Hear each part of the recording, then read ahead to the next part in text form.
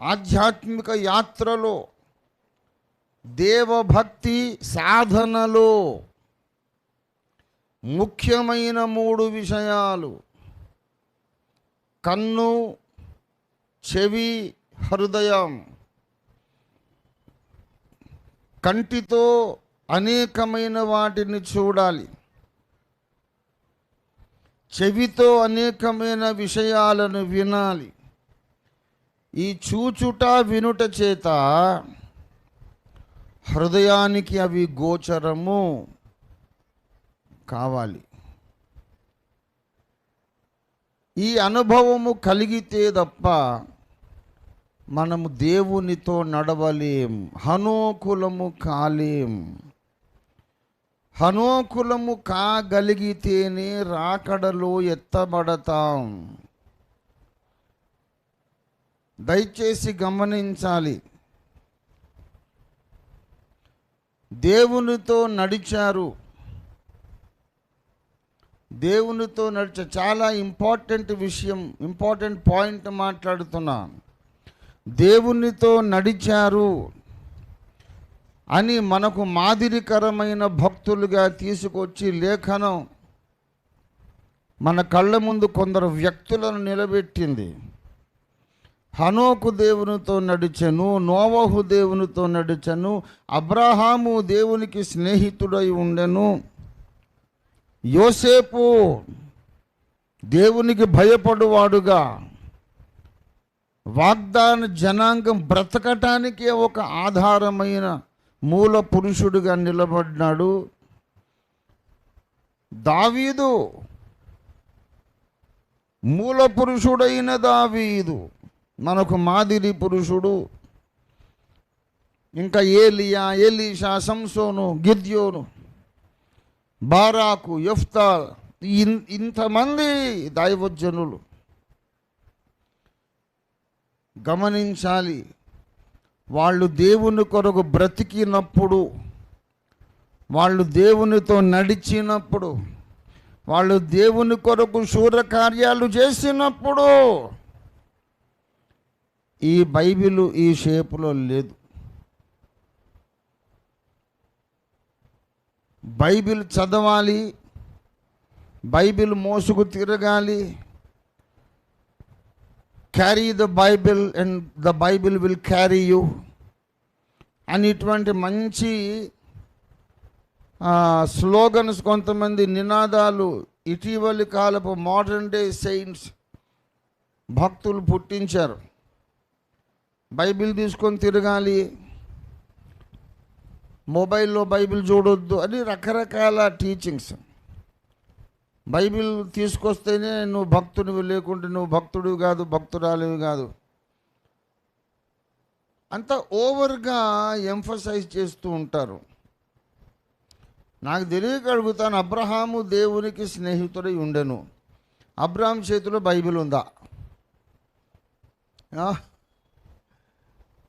అసలు ఆది కాండము రాసిన మోషేనే ఇంకా పుట్టలేదు. ఆది కాండం రాసిన మోషే ఎప్పుడు పుట్టాడు? అబ్రహాము జీవించింది క్రీస్తు పూర్వం 2000 ఏళ్ళ నాడు. ప్రియులారా, ఇప్పుడు బైబిల్ దేవుడు మనకి ఇచ్చాడు కనుక దీన్ని చదవాలి. బైబిల్ చదివితేనే మనం పరిశుద్ధంగా ఉండగలుగుతాం అని చెబుతున్నారు. రేపు మహాశ్రమల కాలం వస్తుంది, మన ఇంట్లో ఒక్క బైబిల్ లేకుండా తీసుకెళ్ళిపోతారు. తెలుసా మీకు? అది కథలు చెప్పలే, చందమామ కథలు కాదు ఇది. అద్దంకి రంజిత్ తోఫీర్ 45 ఏళ్ల బట్టి చెబుతున్న విషయం.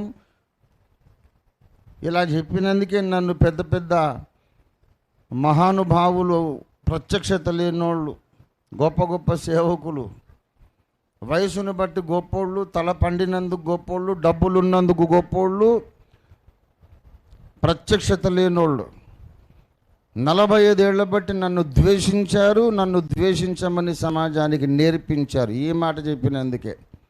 శ్రమల కాలం రాబోతోంది. అబద్ధ క్రీస్తు సైనికులు ప్రతి ఇంటిని వచ్చి సోదా చేస్తారు. ఇరుగు పొరుగు వాళ్ళని అడుగుతారు, వీళ్ళు ప్రార్థనలకు వెళ్తారా? అడిగి మన ఇంట్లోకి వస్తారు.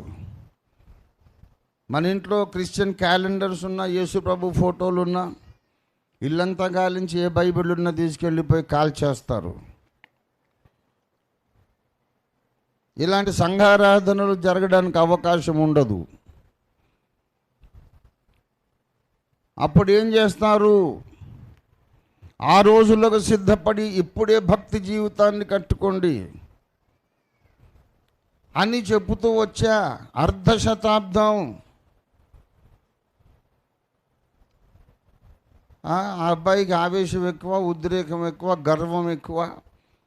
పెద్ద పెద్ద బోధకులు చెప్పింది కాదంటాడు, నాకే అంత తెలుసు అంటాడని పిచ్చి వాగుడు వాగి సమాజాన్ని నిర్వీర్యం చేశారు. ఇప్పుడు వచ్చేసిన ఆ రోజులు. మనకు మత స్వేచ్ఛ ఉండదు, మత స్వేచ్ఛ లేని రోజులు వస్తాయి అని చెప్పాను. ఇప్పుడు స్టార్ట్ అయిందండి. మీరు అనుకుంటున్నారేమో పెను ప్రమాదం ముంచుకొస్తోంది. మరి అలాంటప్పుడు ఏం చేయాలి? బైబిల్ ఉంటే చదువుకుంటాం. కమ్యూనిస్ట్ దేశాల్లో ఏం చేస్తారు తెలుసా? రియల్ ఫ్యాక్ట్ చెబుతున్నా. మంచిగా మనం స్నానాలు చేసి, మంచిగా భోజనాలు చేసి, బిర్యానీలు తిని, ఏసీల్లో పడుకొని హల్లెలూయా దేవుడు దీవించాడు అనుకునే రోజులు చాలా రోజులు ఇంకా కొనసాగవు. చైనాలో, రొమేనియాలో, పోలాండ్లో, రష్యాలో అనేక కమ్యూనిస్టు దేశాలు ఏం చేస్తారు తెలుసా? కొత్త నిబంధన తీసుకొచ్చి దాన్ని 50 ముక్కలు పేజీలు చింపుతారు. 50 సెక్షన్స్ ఈక్వల్గా కొన్ని పేజీలు ఒక్కొక్క బుక్ లాగా చింపేసి దాన్ని పిన్ చేసి ఒక్కొక్క విశ్వాసికి ఇస్తారు. నువ్వు ఇది కంటత పట్టాలి, నువ్వు ఇది కంటత పట్టాలి, నువ్వు ఇది కంటత పట్టాలి. మత్తయి సువార్తలో మొదటి 15 అధ్యాయాలు కేర్ ఆఫ్ అడ్రస్ ఇతను. మత్తయి సువార్తలో 28 కదా అధ్యాయాలు. 15 పోతే ఇంకెంత ఉంటాయి? 13 ఉంటాయి. చివరి 13 అధ్యాయాలకు ఈ అమ్మాయి కేర్ ఆఫ్ అడ్రస్. ఇక వాళ్ళది బాగా కంటదా పడుతూ ఉంటారన్నమాట. ఆరాధన ఎక్కడ చేస్తారు వాళ్ళు? అడవుల్లో, కొండ గుహల్లో, సొరంగాల్లో, ఎక్కడో రహస్యంగా.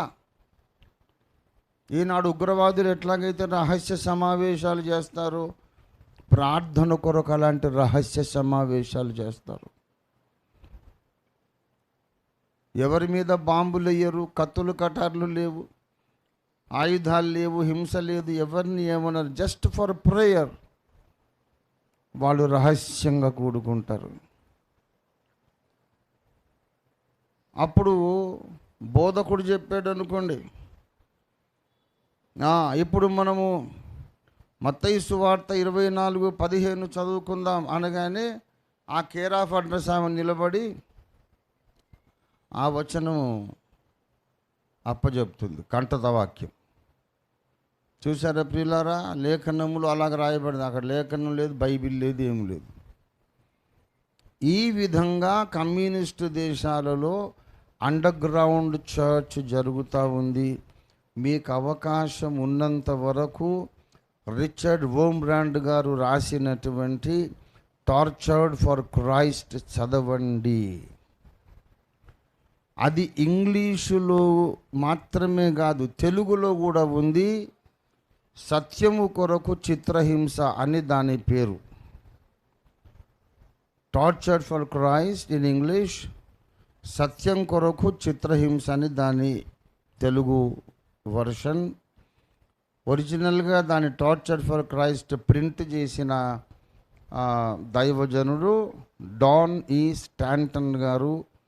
మారనాథ రివైవల్ క్రూసైడ్ అనే సంస్థ అప్పట్లో ఉండేది.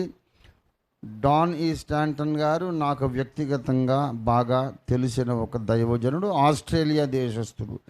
తర్వాత ఆయన అప్పుడే చాలా పెద్ద ఆయన. నేను అప్పుడు 18 ఏళ్ళు ఉన్నప్పుడు ఆయన్ని కలిశాను. తర్వాత వాళ్ళ దేశానికి వెళ్ళిపోయాడు ఆయన. ఆ పుస్తకము మీరు తప్పకుండా చదవండి. ఒకవేళ దొరకడం లేదంటే నేనే కాపీరైట్స్ కొనుక్కొని దాన్ని మళ్ళీ ఓఫిర్ పబ్లికేషన్స్ ద్వారా తప్పక ప్రింట్ చేయాలనే కమిట్మెంట్ కలిగి ఉన్నాను. ఎందుకంటే కమ్యూనిస్ట్ దేశాలలో నిషేధింపబడిన క్రైస్తవ సంఘం ఎలా బ్రతుకుతున్నదో అందరికీ తెలియాల్సిన అవసరం ఉంది. చాలాసార్లు ఆ పుస్తకంలో నేను చదివిన విషయాలు జ్ఞాపకం చేసుకొని ఇప్పటికీ కూడా నేను కన్నీరు గారుస్తున్న సందర్భాలు ఉంటాయి. ఇంకా అవన్నీ వర్ణిస్తే ఇప్పుడు సమయం చాలా తీసుకుంటుంది. వాళ్ళకి వేసే సంఖ్యలు మామూలుగా ఉండవు. ఆ సంఖ్యలకు లోపల వైపు పదునైన మేకులు ఉంటాయి. కప్పుకోవడానికి చలికాలం, అవి చలి దేశాలు, ఉన్ని వస్త్రాలు ఇవ్వరు. ఇవ్వకపోతే చలికి వాళ్ళు ఇలాగిలా వణుకుతారు కదా, అప్పుడు ఆ లోపలి మేకులు గుచ్చుకొని చర్మము కట్టయి రక్తం గారుతూ ఉంటుంది. ఇలాగ అనేక రకరకాల విచిత్రమైన హింసలు పెడుతూ ఉంటారు.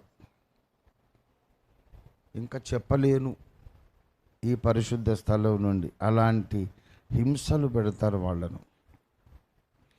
అలాంటి హింసల మధ్యలో చెరసాల జీవితం 14 సంవత్సరాలు రొమేనియా జైల్లో గడిపి రిచర్డ్ వుంబ్రాండ్ గారు,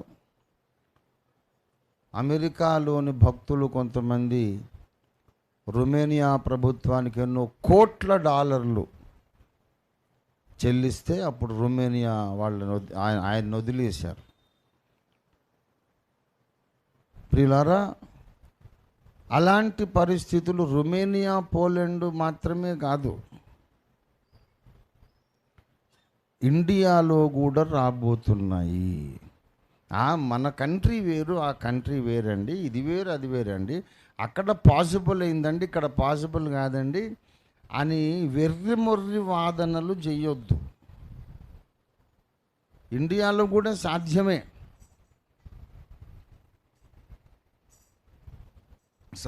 కాదు, తప్పకుండా జరుగుతుంది. మరి ఆనాడు ఏం చెయ్యాలి అని నేను అడుగుతున్నా. అప్పుడు ఏం చెయ్యాలంటే, ఇప్పటి నుండే మనము మన కన్నులను, మన చెవులను, మన హృదయమును దేవభక్తి విషయములో సాధకము చెయ్యాలి. దేవునికి స్తోత్రం కలుగును గాక.